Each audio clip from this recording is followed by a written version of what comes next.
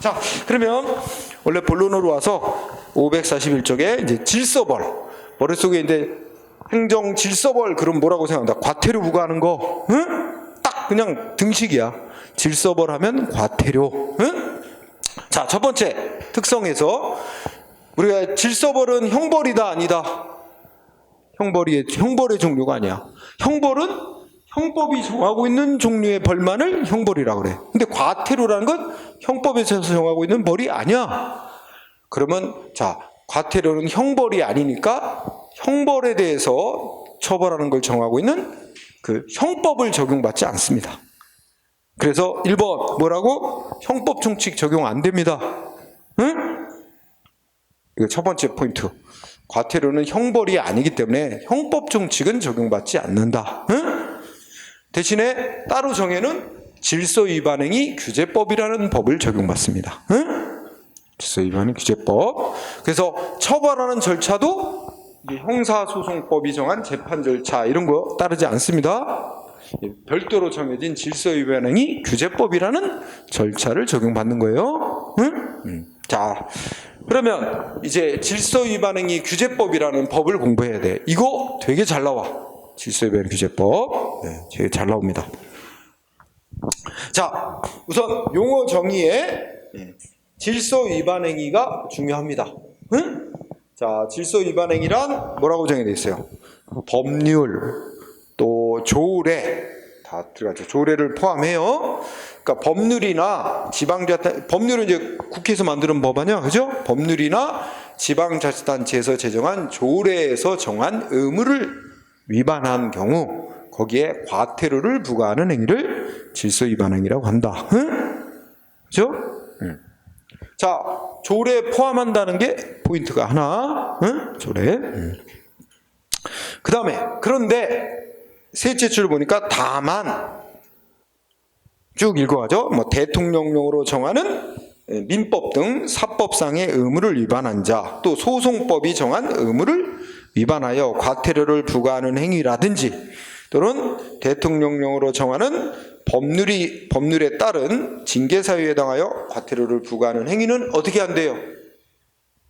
포함한대요? 제외한대요? 이 법의 적용 대상인 질서위반행위에서는 제외한다. 그건 따로 한다. 응? 중요한 단어는 뭘까요? 여러분들이 출제자라면 이 문장에서 어디를 바꾸겠어? 제외인데 이것도 포함한다. 이렇게 냅니다. 응? 그래서 하여튼 뭐 그냥 사소징, 응?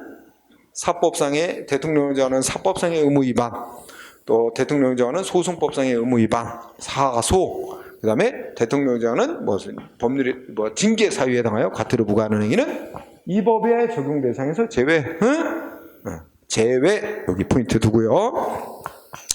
그 다음에 이 법에서 그 다음에 두 번째는 행정청해라고 하는데 이거는 뭐 별거는 없어.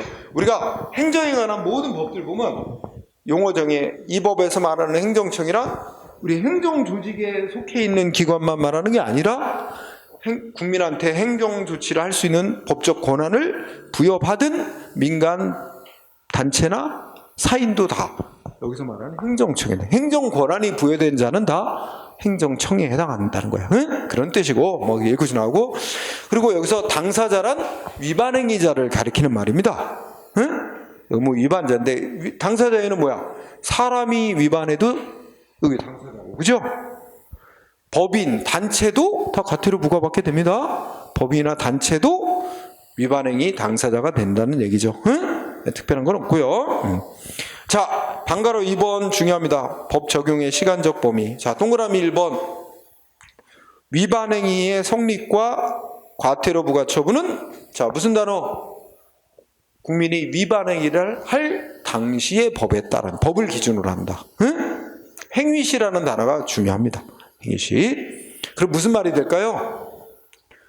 내가 뭐 어떤 행위를 하는데 이게 법에 의무 위반 행위로 과태료 부과하게 돼 있는 행위래야 행위를 할 당시에 그래야 과태료 부과 대상이 되는 거지. 행위를 할 때는 이거 과태료 부과 대상이 아닌 거였어. 아무 죄도 안 되는 거였어. 근데 나중에 법 만들어서 행위가 끝난 다음에 나중에 법 만들어서 과태료 부과? 이건 못한다는 얘기지.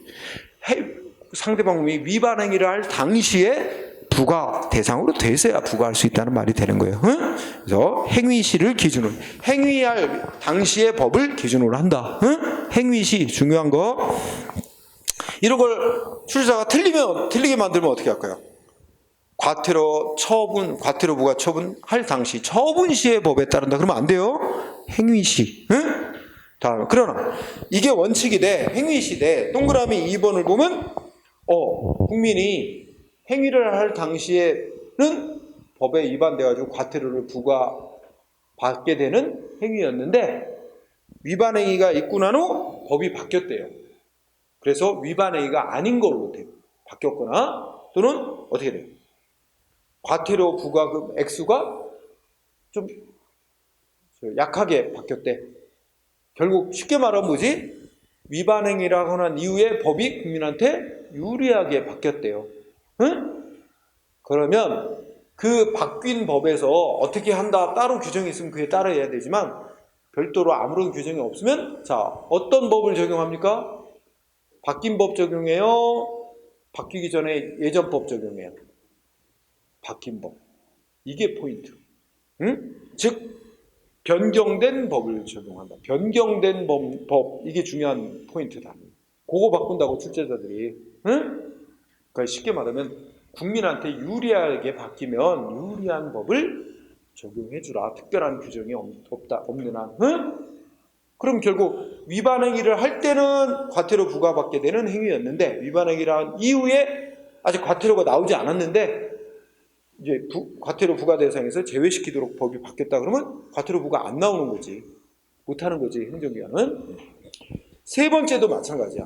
2번하고 3번을 공통적으로 묶으면 결국 위반 행위가 있고 난 이후에 어떻게 돼요?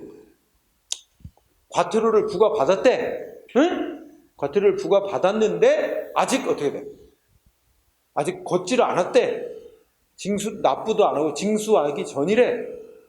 그런데 국민한테 유리하게 법이 바뀌었대. 그러면 어떻게 돼? 역시 특별한 규정이 없는 한 뭐야?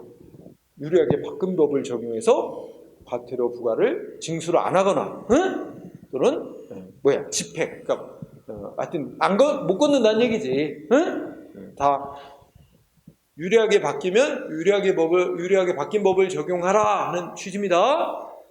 자, 다 중요하고요. 방가로 3번은 가볍게. 1번은 뭐야? 대한민국 영역 안에서 위반 행위를 한 자라면 우리 국민이 됐든 외국인이 됐든 우리나라 안에서 위반 행위면 과태료 부과 대상이라는 얘기입니다. 그렇죠? 우리 영토 내에서 위반 행위를 한 자라면 설령 외국인일지라도 과태료 부과 대상이 된다. 응? 하는 뜻이 되겠죠? 그 다음에 이런 거를 뭐라 그러지? 우리가 배운 용어로 따지면 저 앞에서 이런 거를 속지주의라고 하죠. 속지주의. 우리 영토 내에 있는 사람 다 우리나라 법을 적용받게 되는 거. 그지? 그 다음에 한편 동그라미 2번은 우리나라 대한민국 사람이라면 우리나라 떠나서 다른 나라에 가서 뭘 위반 행위를 했어. 그래도 우리 법에서 이거 위반하면 과태료 부과한다 한 법 규정을 다른 나라 가서 위반했어도 대한민국 사람이라면 돌아오면 우리 과태료 부과된다는 겁니다. 응? 이런 걸 뭐라 그러지? 속인주의. 그지? 속지주의, 속인주의 다 규정해 놨어요. 그런데 사망. 대한민국 영토 밖이래. 근데 대한민국 영토 밖에 있는 대한민국 국적의 뭐야? 선박이나 항공기 내에서 위반 행위란 외국인. 그러면 이런 논리 거기도 적용하대. 그럼 무슨 말이에요? 이 대한민국 국적의 선박이나 항공기 내에는 그러니까 우리나라 움직이는 영토처럼 취급하는 거야. 우리나라 영토 안에서 그 외국인이 위반한 거와 똑같이 보니까 과태료 부과한다는 얘기죠. 응? 자, 이렇게 정리하고요. 뒤로 갑시다. 자, 방가로 4번 또 중요합니다. 4번이 중요한데 읽어볼까요? 자, 과태료를 부과하고 징수하는 거, 또 과태료 부과하니까 상대방 승복 못해 아주 이제 재판으로 갔어. 그래서 재판 또 과태료 재판 결과 과태료 부과하는 거로 돼서 걷는 거, 집행, 등등 이런 절차에 관해서 다른 법률에 규정이 있으면 다른 법률 규정에 따릅니까? 다른 법률에 이 질서위반행위 규제법하고 다르게 돼 있어도 다른 법들 다 무시. 이제는 다 무슨 법에 따른다? 이 법에 따르게 돼 있어. 이 법. 이 법이 바로 질서위반행위 규제법대로 간다 이거야. 응? 이거 조심. 이게 특이한 거예요. 왜 그러냐면 우리가 이제 앞에서도 뭐 공부했지? 행정절차법, 뭐 정보공개법 이런 거 공부했잖아. 거기 보면 다 어떻게 돼 있어?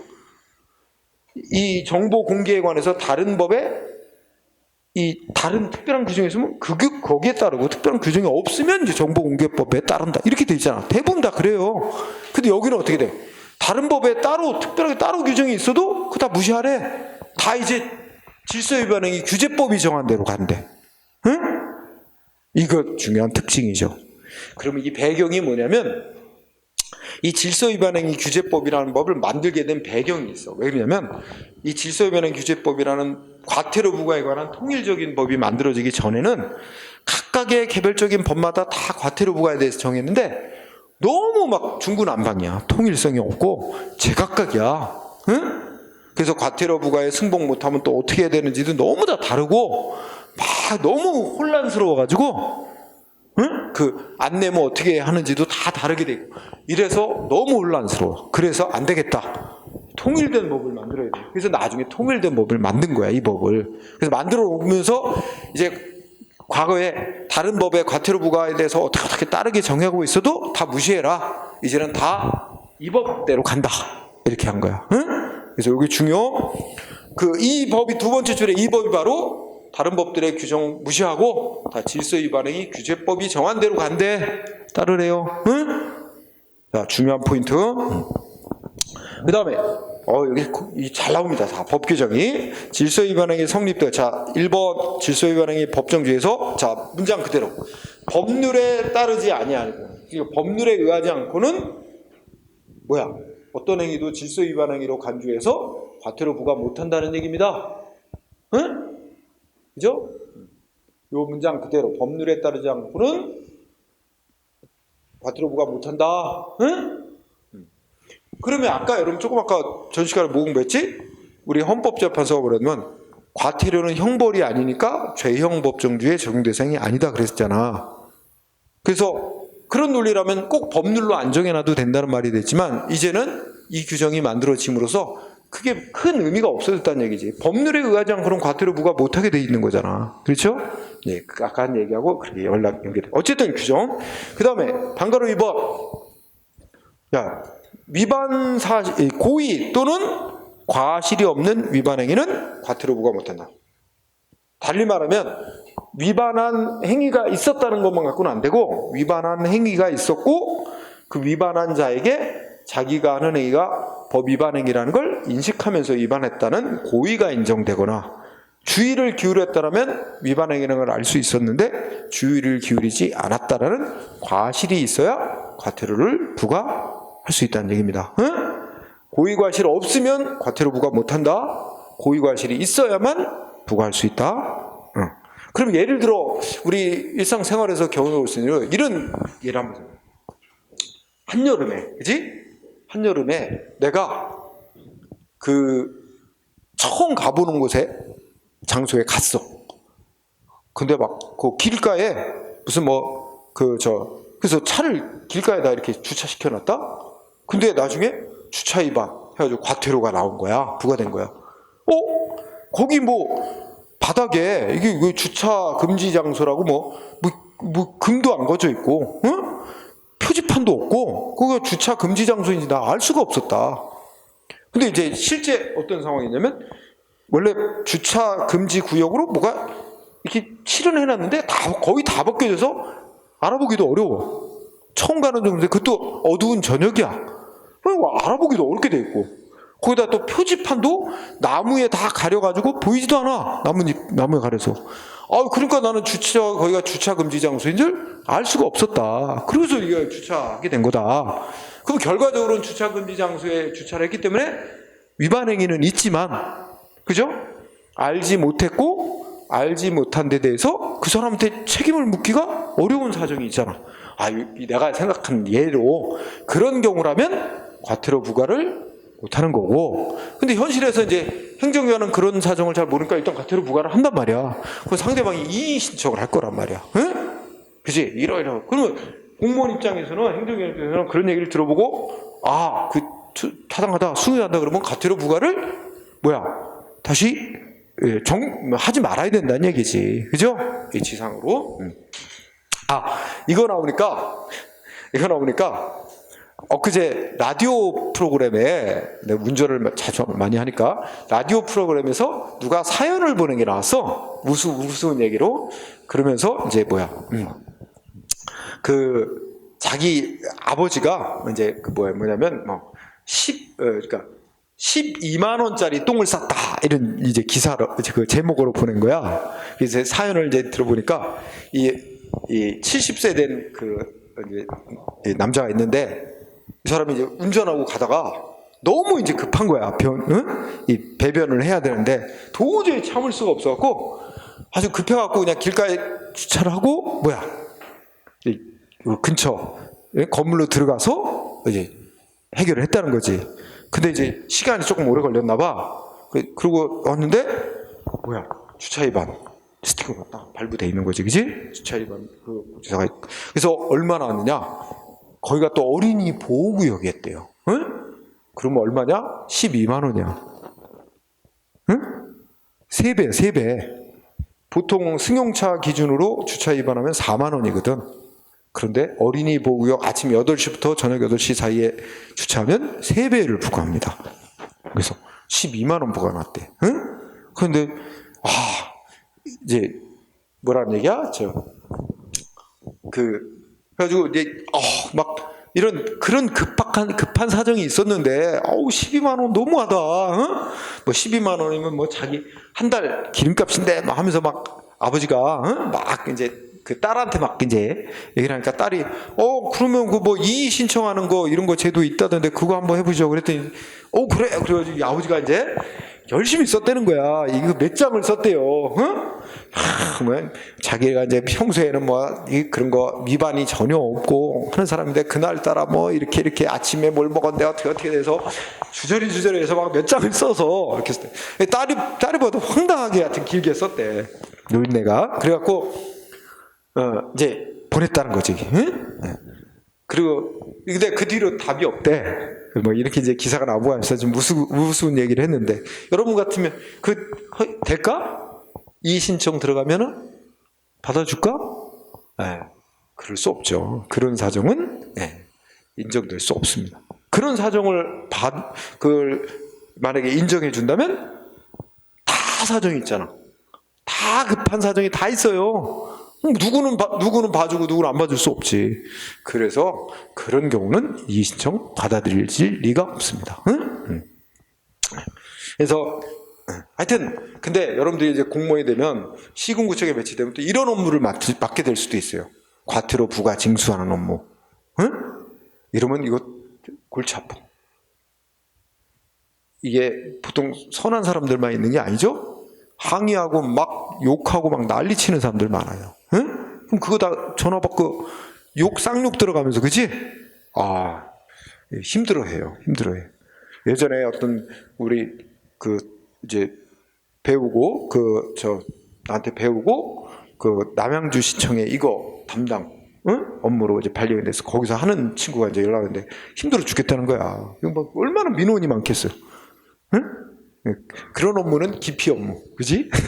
자, 어쨌든 고의과실이 있어야 부과할 수 있게 되어 있습니다. 근데 요 밑에 1번을 보면 판례 1번은 과거의 판례야. 응? 이 질서 위반행위 규제법이 만들어지기 전에는 과태료라는 건 형벌이 아니기 때문에 위반 사실만 인정되면 부과할 수 있는 거고, 위반자에게 고의 또는 과실까지는 없어도 된다는 게 과거의 판례였어. 응? 근데 지금은 어때요? 법이 이미 딱 못 박아놨잖아. 위반자에게 고의 또는 과실이 없으면 과태료 부과 못하게 딱 명시했기 때문에 지금은 이제 판례가 바뀌는 거지, 그치? 그래서 2번 보면 어떻게 돼?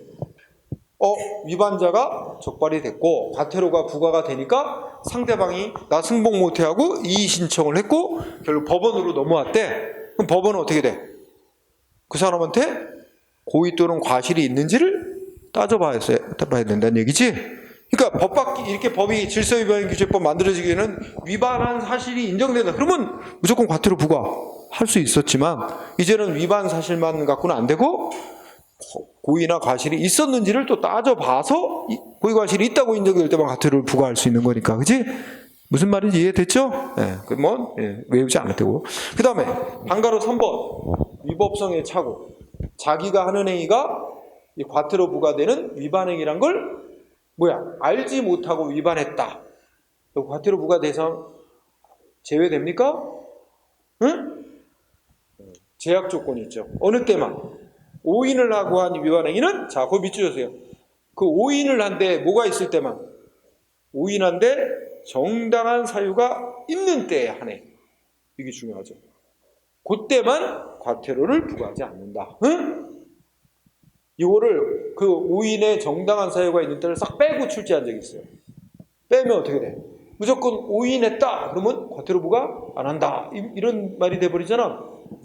정당한 사유가 있을 때만이에요. 응? 그 다음에 자 4번은 만 몇 살? 14세. 응? 간단합니다. 특별한 규정이 없는 한 14세 미만자가 위반행위라면 과태료 부과 안 한다. 응? 14세. 이것도 한번 시험에 나온 적 있어. 19세라고 바꿔서 냈어. 응? 14세입니다. 미성년자가 기준이 아니에요. 미성년자는 19세지만 14세. 응? 자, 그 다음에 오른쪽에 심신장애. 자, 가볍게 읽어볼까요? 1번은 심신에 장애가 있어서 판단 능력이, 여기서 줄여보면 판단 능력이 없다는 거야. 이렇게 판단 능력이 없는 상태를 우리가 의사 능력이 없다 이런 말로도 표현한단 말이야. 자, 판단 능력이 없는 상태에서 위반행위를 자리는 어떻게 한대요? 부과 안 한대. 응? 판단 능력이 없는 상태에서 위반한 자는 과태료 부과하지 않는다. 응? 위반했더라. 그 다음에 동그라미 2번은 판단 능력이 아예 없는 건 아니고 미약하대. 미약. 응? 그치? 판단 능력이 있긴 있는데 미약하대. 위반행위하면 어떻게 했네? 깎아준대. 감경. 응? 그죠? 자, 그런 정도로 보고, 그런데 이런 경우는 어떨까? 지가 술 먹고 해롱해롱. 응? 그럼 어떻게 했네? 판단 능력이 없거나 미약하게 되는데 본인이 스스로 만들어낸 거지? 그때는 이거 부과 안 하거나 감경해 주는 거 적용 안 한다. 그죠? 스스로 이렇게 심신 미약 등 상태를 일으킨 자에게는 적용 안 한다. 위에 거. 응? 이해됐죠? 자, 그 다음에 방가로 6번. 자, 법인의 처리인데, 자, 여기 문장의 뜻은 예를 들어서 회사의 종업원이 회사 업무 관련해서 위반행위를 했어. 그럼 누구한테 과태료 부과하죠? 회사의 종업원이 회사 업무 수행하다가 위반행위를 했다. 그러면 회사한테 부과한다는 거야, 과태료. 법인에게 부과한다. 응? 그 다음에 이런 경우는 어떡해? 야, 우리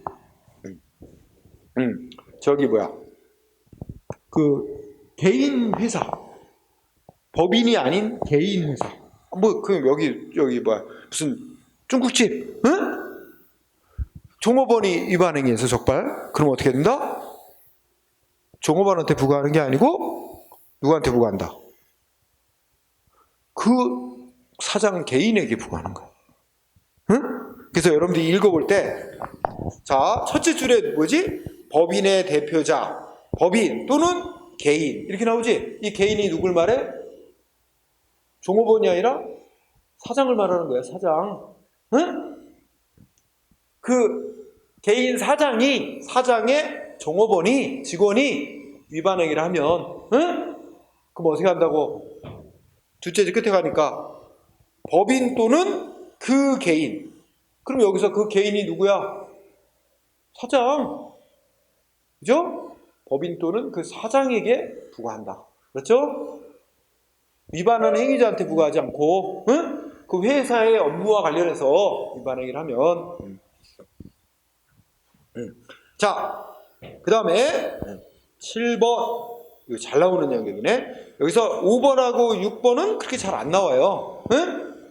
7번은 되게 잘 나와. 7번에 잘 보자. 1번 어떻게 돼? 2명 이상이 공동으로 위반 행위를 한 거야. 응? 같이. 그러면 어떻게 돼? 각자가 위반 행위를 한 거로 본다. 이렇게 돼 있지? 그러면 무슨 말이 되는 거야? 각자가 위반 행위 한 거로 보니까 각자에게 부과한다는 얘기죠? 그런 결과가 되겠지? 그 다음에 동그라미 2번은 자, 신분에 의해 성립하는 위반 행위. 이 말은 무슨 뜻이야? 일정한 어떤 사회적 신분. 예를 들면 뭐야?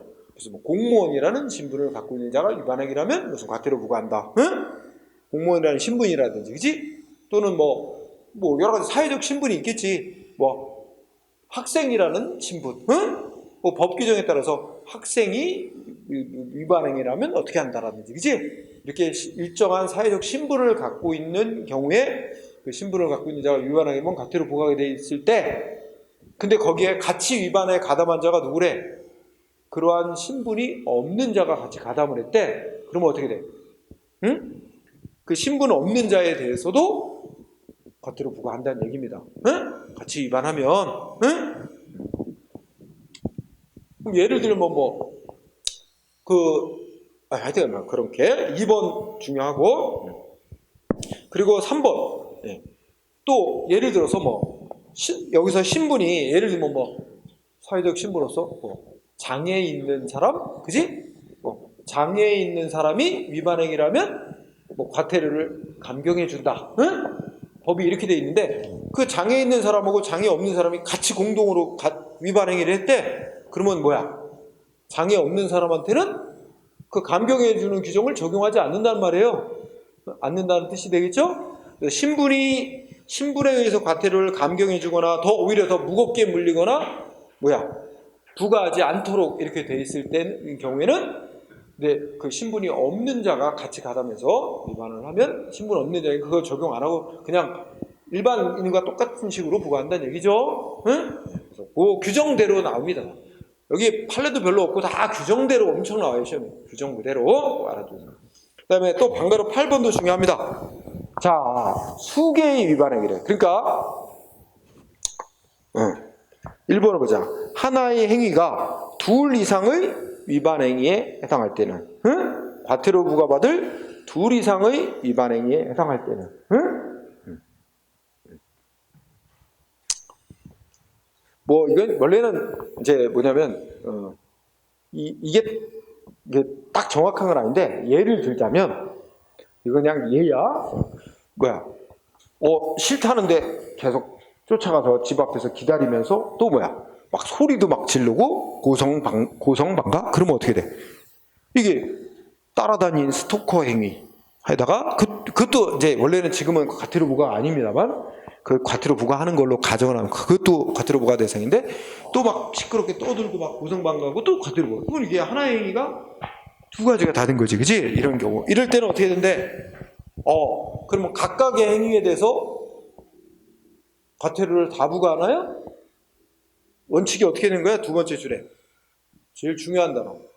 그 중에 제일 센 거 과태료 하나만 부과하는 거 원칙으로 해. 가장 중한, 응? 요거 시험에 어떻게 나오는지 알아? 그러면 가장 단순한 거, 가장 액수 작은 거, 가장 경한 거 하나만 부과한다. 이렇게 바꾸기도 하고 또 어떤 식이 있어요?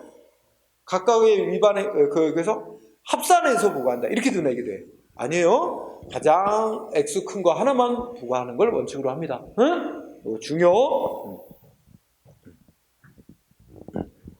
자, 2번은 잘 안 나오고 1번만 잘 나오고 있어요. 그 다음에 방가로 9번은 과태료를 부과할 때는 법은 어떻게 돼 있어? 이제 과태료를 부과한다, 10만 원을 과태료 부과한다. 그러면 무조건 10만 원 부과하는 게 아니고 획일적으로 하는 게 아니고 그 상한선으로 보는 거야. 그러니까 거의 어떻게 위반하게 됐는가, 응? 동기라든지, 그지?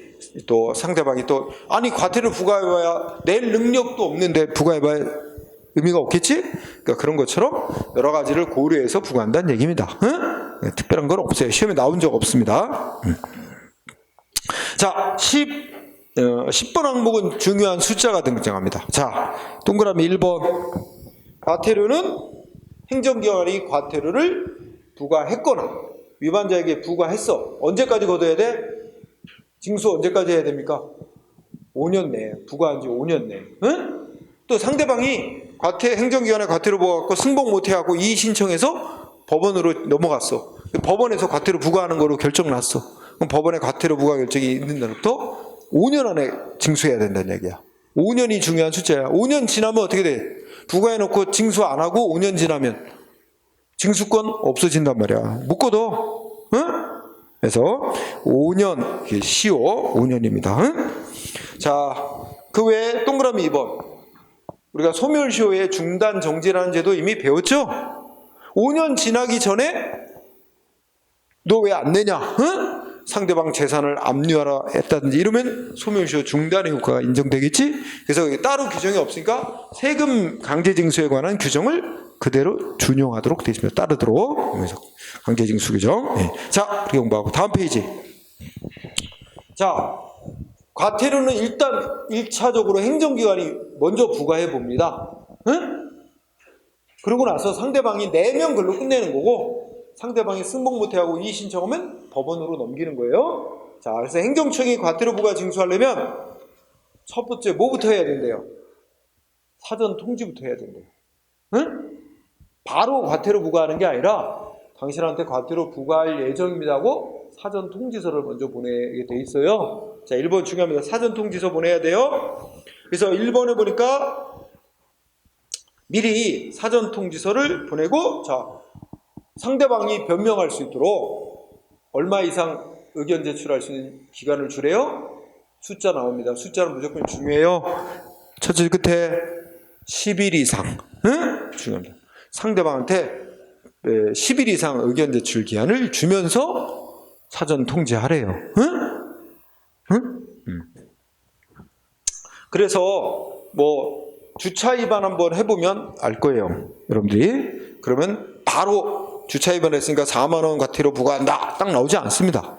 예고 통지서가 먼저 나와요. 여기 사전 통지서가. 응? 그러면서 아까 말했듯이 아까 뭐 낯선 생전 처음 가보는 장소에 어두운 데 가서 주차한 예를 들었잖아. 이런 경우에 일단 행정기관은 과태료 부과할 거라고 사전 통지서를 먼저 보낼 거잖아. 그럼 나는 의견 제출 기한 내 이렇고 저렇고 거기 뭐 표지판도 안 보이고 바닥에 그 금도 하나도 다 지워져서 안 보이고 막 이렇게 해서 이의 제기를 하면 이의 신청해서 타당하다 그러면 부과를 안 하는 거지. 응? 자, 그래서 10일 이상 의견 제출 기한 주고 사전 통지해야 됩니다. 응? 셋째 끝에 그 의견 제출한 기한 줬는데 그 안에 아무 의견 안 내면 의견 없는 거로 보고 처리하면 된다. 이거 읽고 지나가고요. 숫자 10일 이상. 그래서 2번 눈을 읽어봐요. 그냥. 그러면 의견 제출 기한 내에 제출된 의견이 타당하다. 그러면 어떻게 돼? 부과 안 하거나 뭐 다른 걸로 변경할 수 있다. 이런 얘기죠. 넘어가고 이때 방가로 2번 과태료 부과. 읽으세요. 이거 시험에 잘 안 나와. 그럼 사전 통지하고 의견 제출하는 절차를 마친 후에 뭐야? 네. 과태료 부과할 수 있게 되는 거죠. 근데 이제 과태료 부과를 보통 문서로 합니다. 종이 문서로. 다만 상대방이 동의하면 메일로 과태료 부과할 수도 있어요. 전자문서로. 동의할 때만 읽고 지나가세요. 자, 동그라미 2번도 읽고 지나가세요. 과태료 납부하는 건 카드로도 납부할 수 있다는 거야. 응? 넘어가고요. 자, 방가로 3번 중요합니다. 자진 납부자에 대한 감경. 그죠? 자진 납부자 감경. 자, 그러면 우리가 쭉 순서일까? 실제 우리 일상생활에서 다 벌어질 수 있는 일인데 주차 위반했다고 뭐야? 여기 구청장이 주차 위반했다고 과태료 부과하려면 어떻게 해야 돼? 먼저 응? 부과하겠다고 사전 통지서를 보내옵니다. 그죠? 여기에 뭐 쓰겠어? 당신은 언제 어디서 무슨 법? 뭐 위반행위 몇 조를 위반하여 응? 과태료를 부과하려고 해. 보통 사진 같은 것도 같이 첨부해서 보내옵니다. 예고 통지서가 와. 그러면서 10일 이상 기간을 주면서 의견 제출할 거 있으면 하시오. 응? 입니다. 자, 그런데 나 위반 인정. 뭐 의견 제출할 필요도 없고 위반 인정. 그러면 어떻게 돼? 그 의견 제출하라는 기간 끝나기 전에 그냥 내면 20% 깎아줍니다. 응? 4만 원 부과될 예고 통지서 왔지? 그러면 얼마 내면 될까? 20%. 3만 2천 원만 내면 돼요. 응? 깎아주는 거야. 의견 제출 안 하고 기한 내 그냥 의견 제출할 수 있는 기한 내 의견 제출 안 하고 자진 납부라면 20%. 여기는 대통령령으로 정하는 그게 20%로 돼 있어요. 20%까지 깎아줄 수 있게 돼 있습니다. 넘어가세요. 감경하는 거. 그 두 줄만 공부하면 되죠. 그 다음에 방가로 4번의 숫자 중에 제척기간이라고 하죠. 자, 행정기관이 위반자 적발했어요. 위반자 적발했어요. 언제까지 과태료 부과해야 돼요? 위반행위가 끝난 날 시점부터 5년 안에, 응? 위반행위가 종료된 날로부터 5년 내에, 응? 여러 명이 공동으로 위반했다면 마지막 위반행위자의 그 종료가 끝난 때로부터 5년, 응? 5년 내에 부과해야지. 위반행위가 있을 때로부터 5년이 지나버리면 어떻게 된다? 과태료 부과 자체를 못하는 거예요. 응? 그러면 아까 그 앞에서는 소멸시효도 5년이었지? 그러니까 위반행위 끝난 날로부터 5년 안에 부과해야 되고, 부과했는데 걷는 건 5년 안에 징수를 해야 돼요. 그렇죠? 자, 그렇게 정리하고 5년. 자, 6번. 그러면 자, 사전 통지, 그 다음에 뭐야? 의견 제출 거치고, 그 다음에 뭐야? 행정청이 과태료 부과 처분. 그런데 의견 제출 안 하고 뭐야? 자진 납부하면 20% 깎아준다. 근데 상대방 의견 제출이 없거나 의견을 제출했는데 참작해 줄 게 하나도 없다 그러면 과태료 부과 처분 정식으로 내보냅니다. 그죠? 그러면 상대방 기한 내에 납부를 해야 되는데 부과 처분을 받고 상대방이 승복을 못 하겠대. 승복 못 하면 어떻게 한다? 과태료 부과하는 행정기관에 이의 제기를 합니다. 이의 제기. 응? 이의 신청하는 거야. 이의 제기. 그죠? 자, 이의 제기하면 어떻게 될까요? 거기 중요해요. 이의 제기 부분이 아주 중요해. 시험에 잘 나오는데. 자, 동그라미 1번. 행정청이 과태료를 부과했는데 불복, 승복을 못한대. 그러면 당사자는 부과 통지 받은 날부터 며칠, 숫자 중요합니다. 부과 통지서 받은 날로부터 60일입니다. 60일. 2달. 응? 60일 이내에 해당 과태료 부과하는 해당 행정기관에 문서로, 응? 이 신청할 수 있어요. 신청할 수 있다. 이때 동그라미 이제 1번은 숫자가 중요합니다. 숫자. 응? 60일 이내에. 2번은 이 신청을 하면 어떻게 된대? 행정기관이 과태료 부과 처분 내린 거 어떻게 된대? 없어져요. 응? 효력 상실. 맞죠? 이거 잘 바꿔요. 효력 상실. 이걸 뭐로 바꾸냐면 이제 뭐야? 집행을 못한다. 집행이 정지된다. 이렇게 된다고 징수하는 걸 정지한다. 아니야. 아예 부과했던 것 자체가 없어져 버리는 거예요. 이제. 응? 알았죠? 그러면 없어지고 그 밑에 들어봐. 방가로 1번. 행정기관 어떻게 해야 돼요? 이 신청 들어오면 행정기관이 부과했던 건 없어지면서 위반자 주소지 관할하는 지방법원으로 넘겨버립니다. 사건을. 응? 자, 그래서 첫째 줄 14일. 첫째 줄 알아서 이의제기를 받은 행정청은 이의제기 받은 또 14일 이내 14 숫자 중요하고요. 뭐야? 서류를 첨부해서 관할 법원에 통보해야 된다. 응? 이 두 줄. 이제 법원이 결정하라는 얘기야. 과태료 부과할지 말지를. 응? 행정청이 부과했던 건 없어지면서. 자, 그 다음에 자, 오른쪽에 판례. 이렇게 행정청이 과태료를 부과하면 상대방은 반드시 내야 될 의무가 생기는 건가? 응? 승복 못하면 이의 신청만 하면 되잖아. 안 내도 되잖아. 이의 신청하면 또 행정소송이 아니라 뭐로 가? 법원이 지방법원으로 그냥 넘겨요. 이거는 행정소송 아니에요. 행정기관이 지방법원에 니네가 법원이 결정해 주셔 하고 넘긴단 말이야. 그러니까 상대방이 행정기관이 과태료 부과한 거에 승복을 못하면 그냥 안 내면 되는 일이지 반드시 내야 될 의무가 있는 것도 아니고, 또 하나는 상대방 승복 못하면 지가 먼저 나서서 아까 통고처럼 비슷한 거야. 소송할 필요도 없어. 안 내고 이의 신청만 하면 되거든. 그러면 자동으로 별도로 정해진 재판 절차로 넘어가. 따라서 결론, 행정기관의 과태료 부과 처분은 행정소송 대상이 된다 안 된다? 안 된다. 오른쪽에 판례 1번 매우 중요. 응? 행정기관의 과태료 부과 처분은 뭐야? 행정소송 대상이 되는 처분이 아니다. 응? 아주 중요한 얘기입니다. 자, 2번은 한 번 정도 시험에 나왔었는데 뭐 자주 나올 건 아닌데, 셋째 줄 끝에 보니까 뭐야? 수도나 하수도 조례, 서울시가 정한 하수도 조례 위반했다고 해서 과태료 부과하는 것도 어떻게 합니까? 다 질서 위반행위 규제법대로 가야 되지. 거기에 다르게 돼 있건 말건, 다 질서 위반행위 규제법대로 가야 되니까, 그러면 행정소송 대상 안 된다는 얘기죠. 하여튼 머릿속에 과태료 부과는 행정소송 대상 안 되는 거다. 이것만 딱 못 받고 있으면 돼요. 다 질서 위반행위 규제법대로 가는 거니까. 그 다음에 여기서 조금 아까 공부했던 거하고 비교해보자. 아까 통고처분이라고 배웠었지? 통고처분에 승복 못하는 상대방 국민은 어떻게 해? 가만히 있으면 되잖아. 그러면 자동으로 재판에 통고처분을 내린 건 없어지고 자동으로 다른 별도의 재판 절차로 넘겨지죠?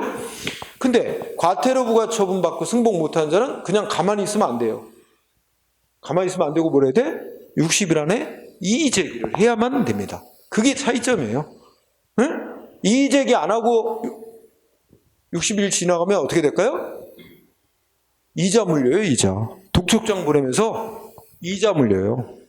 3%씩 내야 돼요, 한 달에. 응? 첫 달에 3% 이자. 그러면 예를 들어서 과태료 부과받고 이의 제기도 안 하고, 응?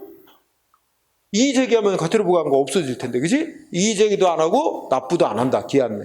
그러면 첫 달에 3%, 응?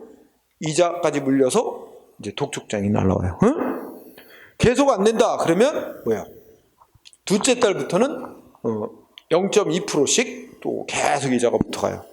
그래서 5년치 이자를 계속 안 내면 불릴 수 있고요. 그리고 뭐 재산 압류도 들어올 수 있고 뭐 등등 조치가 있습니다. 자, 어쨌든 오늘 재판의 행정기관의 과태료 부과 처분은 소송 대상이 안 된다. 행정소송 대상 아니다. 중요합니다. 통고처분과 마찬가지로. 자,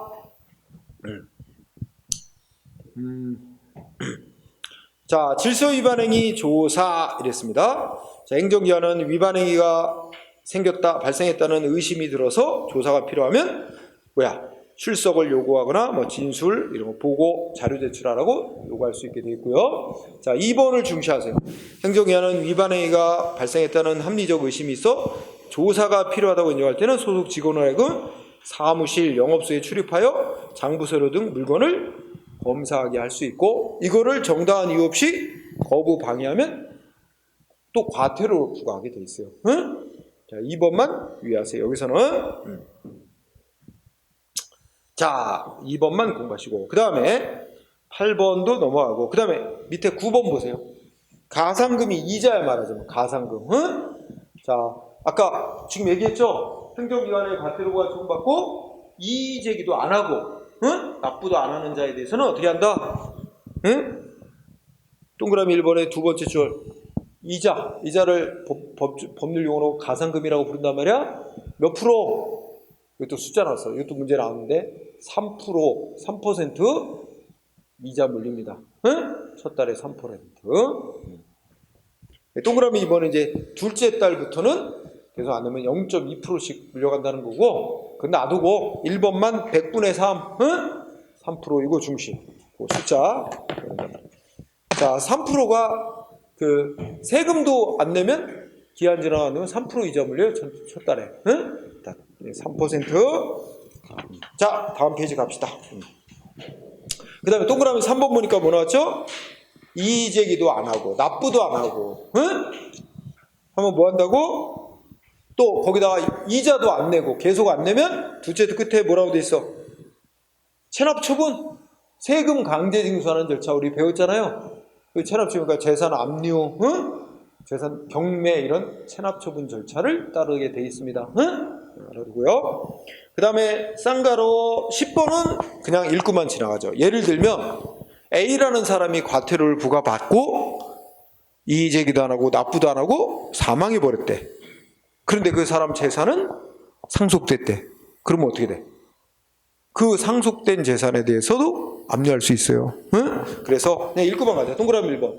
과태료는 당사자가, 위반자가 과태료 부과 처분받은 거에 대해서 이의도 제기하지 않고 사망을 해버린 경우에는 그 상속된 재산에 대해서 강제징수 들어갈 수 있다는 얘기입니다. 읽고 지나가세요. 그 다음에 11번은 또 가볍게 읽고 지나가요. 근데 우리가 이제 생계가 곤란한 사람이라든지, 그치? 이런 사람들 과태료 부과하면 또 당장 내기 어려운 사람들이 있단 말이야. 과태료 면제해 주는 건 아니고 1년, 최대 1년까지 납부하는 걸 좀 연기해 줄 수 있어요. 그게 징수유예라고 돼 있죠? 그래서 동그라미 1번 읽어보자. 행정기관은 당사자가 기초생활수급자라든지 또 장애인이라든지 또는 한부모 가정 사람이라든지 법에 쫙 있어. 외울 거 아니고 또 무슨 우리 푸드트럭 가지고 이렇게 장사하는 소규모 업자라든지 등등 이렇게 있는데 청소년 가장이라든지 등등 과태료 부과받은 자가 이럴 때는 1년의 범위 안에서 걷는 거를 유예해 줄 수 있습니다. 면제해 주는 건 아니고요. 징수 유예 줄 수 있다. 이렇게 되어 있습니다. 자, 12번 항목은 조금 중시하세요. 요거는 이제 그동안에는 시험에 안 나왔었는데 안 나온 이유는 이 규정이 질서위반의 규칙법에 최근에 도입됐기 때문에 그래요. 그래요. 결손처분이라는 게 뭐냐면 동그라미 1번 보면 박스 안에 소멸시효가 완성됐다든지 5년이 부과했는데 5년이 지나도록 징수를 안 했다든지, 그치? 또는 아이고야, 행방이 묘연하거나 그런 징수할 재산이 없다고 이제 판단이 된다든지 이러면 뭐 할 수 있대? 결손처분이라는 걸 할 수 있다 그랬지? 그러니까 결손처분이 뜻이 뭐냐면 위에서 말하는 강제 징수 절차를 중단하는 걸 말하는 거야. 강제 징수 절차를 중단하는 거를 여기서 그런 뜻입니다. 이게 결손처분이 중단할 수 있어요. 그런데 2번을 가면 어떻게? 결손처분하면 이제 이거 못 걷는 거 이래가지고 어떻게 돼? 특히 이제 두 번째 거, 재산이 없다든지 압류할 만한 재산이 없다든지 해서 결손처분했다고 치자. 이 박스 안에서 첫 번째 거야 이제 소멸시효가 다 완성됐기 때문에 이제 영원히 못 걷는 거야. 근데 2번 같은 경우는 아이고야 이거 압류할 만한 재산도 없네 이래가지고 이제 결손처분이라는 걸 해놨다고 치자. 그러면 영원히 못 걷는 게 아니라 나중에 5년이 지나기 전에 다른 압류할 만한 재산이 있다는 게 새로이 발견됐다. 그러면 어떻게 돼? 다시 재산 압류 들어갈 수 있어요. 그래서 동그라미 2번 이거 중요. 결손 처분을 한 후 이제 주소를 알 수 없었거나 징수할 재산이 없는 곳으로 해서 결손 처분을 일단 내린 후 압류할 수 있는 다른 재산을 발견했을 때는 지체 없이 결손 처분했던 걸 취소하고 다시 체납 처분 들어간다. 2번. 그래서 밑에 판례는 결손 처분이라는 것의 의미는 이제 못 걷는 거로 처리하고 영원히 못 걷는다 이게 아니라 단지 강제 징수하는 절차를 중단한다는 의미밖에 없다는 거야. 그럼 외우지 말고 읽고 지나가세요. 자, 오른쪽에 간다. 이제 거의 다 왔습니다. 이제 질서위반 행위의 재판. 그럼 아까 뭐하고 연결되지? 자, 상대방이 위반자가 행정기관의 과태료 부과를 받고 60일 안에 이의 제기를 해왔어. 그러면 행정기관의 과태료 부과 처분은 효력이 상실, 없어지면서 행정청은 이의 제기 받은 날부터 14일 이내 관련 서류 첨부해서 위반자 주소지 관할하는 지방법원으로 사건을 넘기는 거죠. 법원이 이제 결정해라. 그래서 여기 관할법원 안에서 이 재판하는 과태료 재판하는 법원 어디예요? 첫째 끝에 원칙이 특별한 규정입니다. 당사자가 위반자죠. 과태료 부과받게 될 당사자의 주소지. 이거 행정청의 주소지가 아니고 당사자의 주소지를 관할하는 지방법원, 또는 그 지원. 여기 당사자, 행정청이 아니라 당사자의 주소지를 관할하는 지방법원에서 거기로 넘기는 거예요, 행정청이.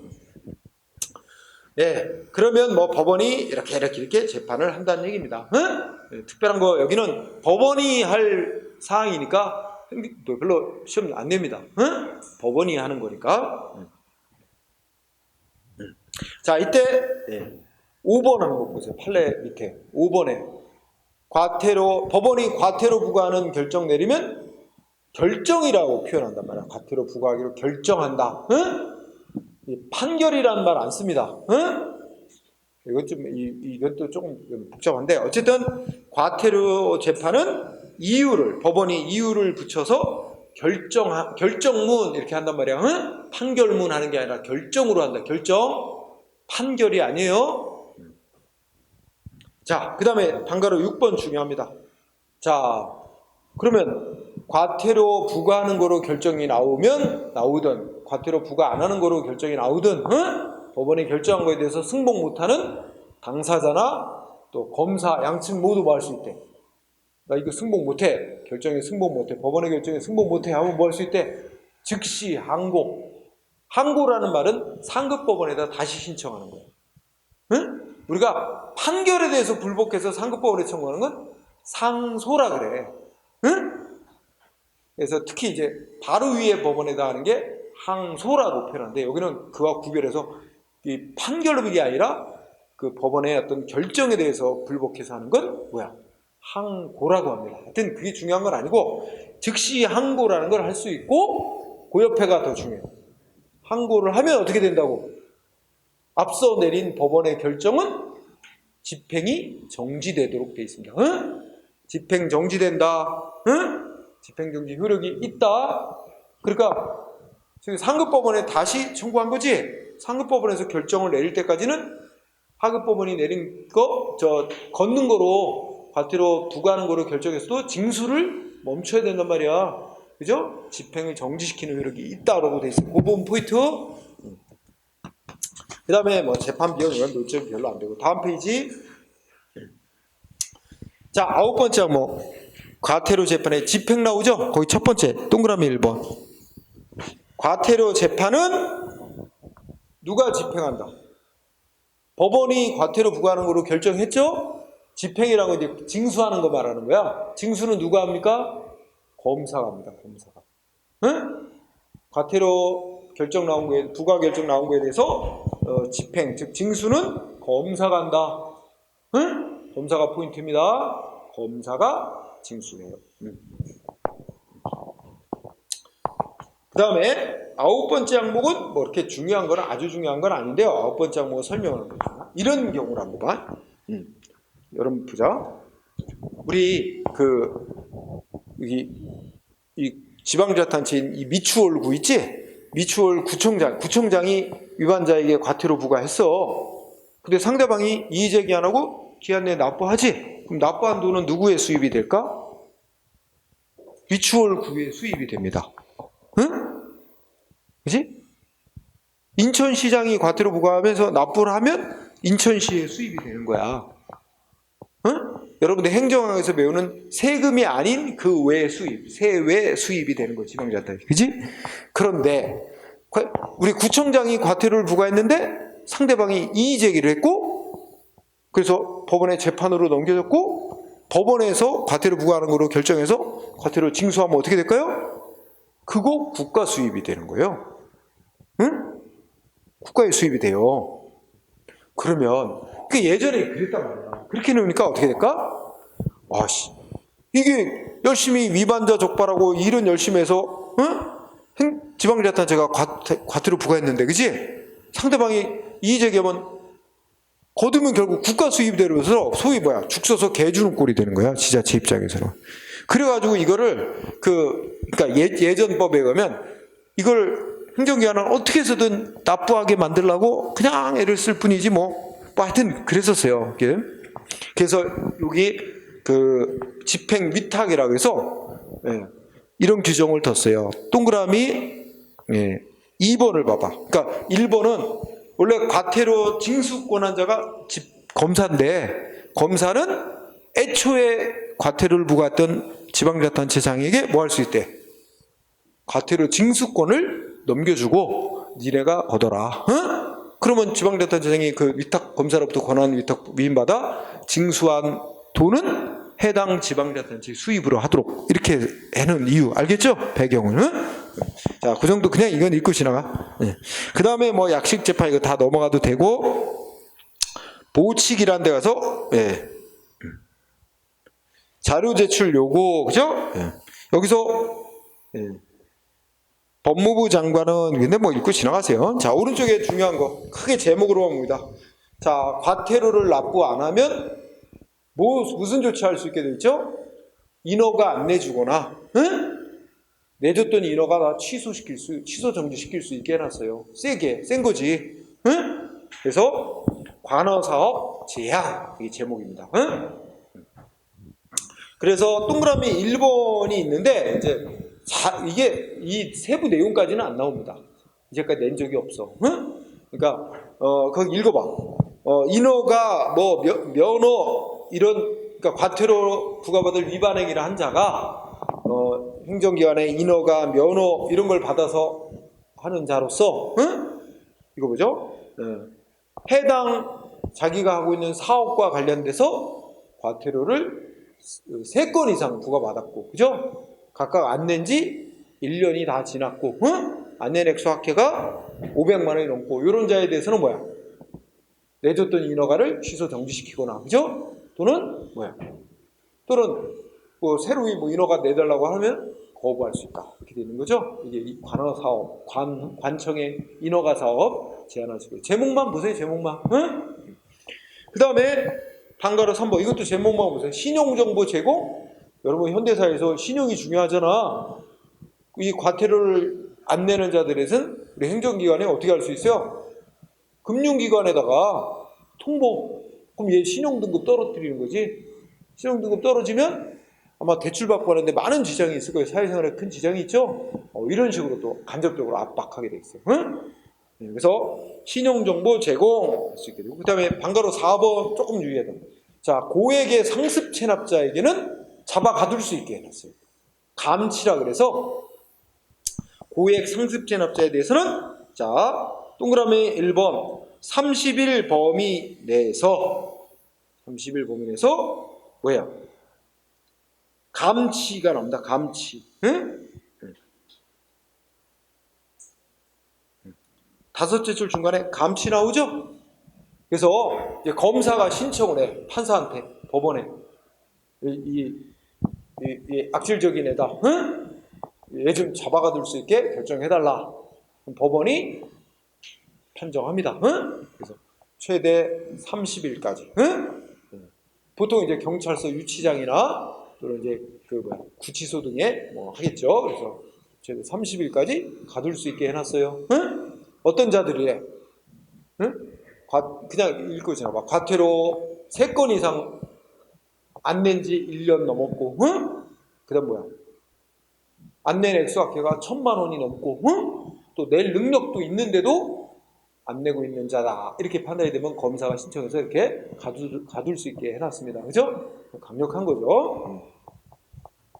자, 그 다음에 마지막 문점 5번째. 과태료 부과한 이유가 자동차와 관련된 과태료. 응? 대표적으로 뭐 주차 위반 같은 거겠죠? 자동차 관련 과태료를 납부하지 않는 자에 대해서는 뭐 할 수 있게 해놨어? 번호판을 떼갈 수 있게 해놨어요. 응?